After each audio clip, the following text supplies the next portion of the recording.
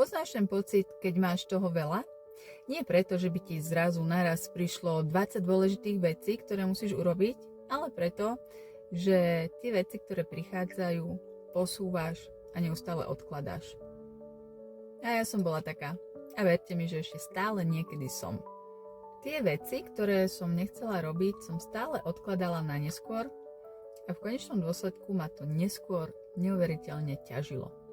A zrazu som mala pocit, že vôbec nič nestíham, že mám toho veľa a neviem čo skôr.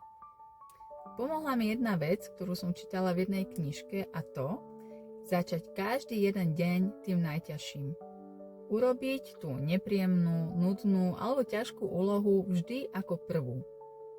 A uvidíš, že keď to urobíš, tak zrazu príde úľava a ty sa prestaneš topiť vo výčitkách. Získaš späť kontrolu nad svojím dňom a hlavne nad sebou. A áno, možno to nebude pohodlné, ale ten pocit, keď to urobíš a keď sa na takýto systém nastavíš, bude určite stáť za to.